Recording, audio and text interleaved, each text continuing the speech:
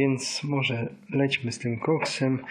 Mam mało pamięci w telefonie, przepraszam Was bardzo serdecznie, ale to były... Chciałem nagrać rano odcinek, prawda, to jest FIR 2, tu mamy przewodnik, prawda, zawierał wszystkie okładki, tu mamy almę, bossy, granaty, wszystko co dusza zapragnie, prawda, to jest pudełeczko, to jest edycja rozszerzona, prawda, tu mamy jakiegoś bossa, potwora, prawda, no i co dodać, co tu dodać, co tu ująć, prawda? Tutaj mamy,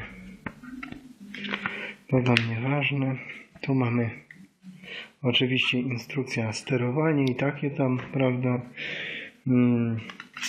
Gra zawiera 2 płytki, prawda?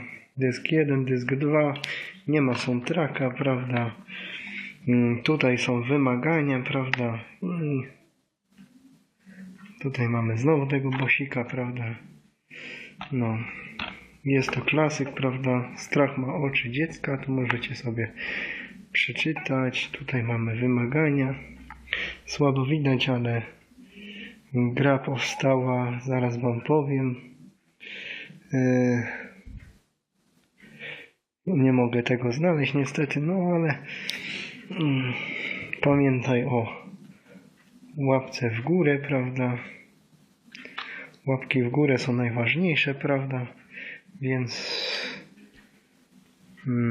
trzymaj się, cześć. Łapkę w górę, prawda? Zostaw łapkę.